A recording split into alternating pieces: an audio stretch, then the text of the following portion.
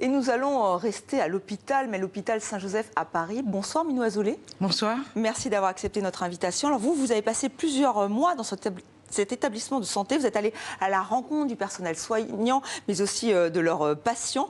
Une expérience que vous racontez donc dans ce livre, Ne tirez plus sur l'hôpital, aux éditions Hugo et compagnie. Qu'est-ce qui vous a donné envie de vous confronter à cette réalité ? Mais c'était une ambiance un peu de dénigrement de l'hôpital, de ces dysfonctionnements qui sont réels, et on oubliait toujours un petit peu, on oubliait le personnel soignant, on oubliait l'aspect humain de l'hôpital, et donc c'est quasiment un coup de colère qui m'a fait donner envie d'écrire ce livre. Et voilà, j'ai demandé à m'immerger dans cet hôpital. Oui, vous êtes resté plusieurs mois et vous avez rencontré à peu près toutes les personnes. Hein, vous êtes allé dans presque tous les services, vous êtes même allé dans la cafétéria. Vraiment, vous aviez envie de saisir cette réalité. Alors Michel Simès, qui est médecin, mais aussi un animateur très connu, hein, notamment de nos téléspectateurs, signe la préface du livre et il dit que l'hôpital est malade, très malade, il est alarmiste. Vous partagez ce constat ? Mais l'hôpital est malade de l'économie, si je puis dire.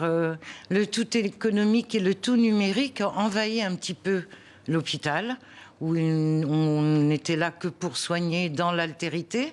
Et je trouve que ça envahit un petit peu le travail des soignants. Mais c'est vrai qu'il est malade, mais c'est pas désespéré. Enfin, moi, je trouve qu'il n'y a rien de désespérant, parce le personnel soignant est quand même formidable. Et dans tous ces dysfonctionnements, ils gardent la tête haute et ils arrivent à soigner tout ce qui passe. C'est vrai qu'on vous sent très admirative de ce personnel soignant. Qu'est-ce qui les fait tenir ? Parce qu'à un moment, vous l'expliquez, la lassitude, la fatigue, il faut vraiment tenir les vacations. C'est une vocation de travailler à l'hôpital ? C'est une vraie vocation. Et c'est ça qui les fait tenir, c'est leur foi, c'est l'altruisme. Et puis, j'explique dans le livre justement qu'on a déjà vu des traders changer de métier, mais peu de personnel soignant devenir trader. Parce que c'est vraiment une vocation pour une vie, quoi. Alors vous citez notamment Samia qui est sage-femme. Quel dommage qu'il faille tout faire bien sans répit. On sent cette cadence infernale. Comment vous l'expliquez ? C'est vraiment la pression économique. Il faut faire des économies, il faut être très performant ? Oui, il faut être performant, il faut remplir les lits, il faut faire tourner les patients, ne pas garder les patients trop longtemps, il faut répondre aux demandes de l'assurance maladie. Bien sûr, notre système de santé est formidable. Il a été assaini. Il y a beaucoup moins de trous de la sécurité sociale. Et c'est à ce prix aussi que les soignants sont pressurisés et qu'ils doivent être performants jour et nuit. Mais qu'est-ce qu'ils vous ont dit ? Qu'est-ce qu'ils demandent aujourd'hui au pouvoir public ? Qu'est-ce qu'ils attendent ? Ils attendent d'abord une reconnaissance, puisqu'ils sont quand même envahis par le numérique et l'administratif, et on oublie les soins, on oublie l'attention aux soins. Et je crois que c'est là le malaise. C'est que les soignants continuent de soigner, mais on leur demande d'être rentables. C'est difficile. Alors, autre malaise, vous êtes allé aux urgences, effectivement, pas de Georges Clooney, oui, je l'ai cherché, vous l'avez cherché, vous ne l'avez pas trouvé, ni finalement autant d'hystérie que dans les séries de télévision. Mais en revanche, il y a beaucoup de patients. Pourquoi les Français vont comme ça aux urgences ? Alors, les Français vont aux urgences parce que quand ils appellent leur médecin, il n'est pas toujours disponible. Parce qu'il n'y a pas dans les zones rurales, il n'y en a quasiment pas. Donc, quand on a un bobo, qu'on est angoissé et que le médecin ne répond pas, on va aux urgences. Voilà, et c'est le tout venant, c'est 24 heures sur 24, et c'est ça qui ne va pas. C'est qu'il faudrait que le système de santé de ville soit mieux organisé pour permettre de désengorger les urgences. Et selon vous, dans ce cas-là, ce n'est pas respecté ?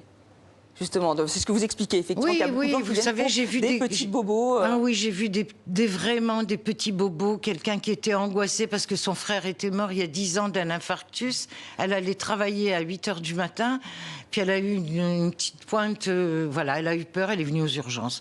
Voilà, c'est juste qu'il faut répondre immédiatement aux besoins de chacun, et tout le monde est victime de ça. Alors, il faut côtoyer la maladie, la mort, c'est compliqué, vous l'expliquez, même surtout surtout pour le personnel soignant. Il y a quand même un moment dans le livre, vous êtes en colère, c'est quand vous-même vous vous retrouvez confronté après l'hospitalisation de votre mère. Et là, vous dites trop c'est trop, c'est-à-dire trop d'examens, trop de... Alors pourquoi là aussi, c'est aussi faire du chiffre, pourquoi ? Oui, c'est faire du chiffre. Quand on vient, quand on va à l'hôpital en tant que soignant et qu'on dit on a fait tous ces examens, ah oui, mais le temps de les demander, ça va être long, on les refait chez nous. Oui, ça répond à un besoin de rentabilité, bien sûr. Bien sûr, et on accable les malades d'examens complémentaires. Mais c'est aussi le progrès de la médecine. Mais ce qui est aussi frappant, c'est que les familles ne sont plus vraiment là. Là, on sent une sorte de tristesse aussi du personnel soignant de se dire que finalement on n'accompagne plus les personnes malades, les personnes âgées. C'est aussi ce que vous avez ressenti ? Ah oui, j'ai trouvé ça très triste. Il y avait très peu de visiteurs.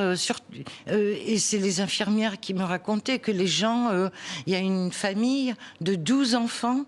Et seule la mère était au chevet du père quand il est mort, et pas un enfant n'est venu l'accompagner ou la ramener. Mais elles trouvaient ça très triste, les infirmières. C'est que cette solitude, bon, l'hôpital, c'est un moment de solitude pour tout le monde. Mais voilà, les familles n'existent plus, elles sont dispersées, c'est la faute de personne. Mais voilà, elles sont dispersées, elles sont moins groupées qu'avant. C'est plus difficile de se rendre à l'hôpital. Merci Minou Azoulay d'être venu sur le plateau de 64 minutes. Je rappelle le titre de votre ouvrage, Ne tirez plus sur l'hôpital.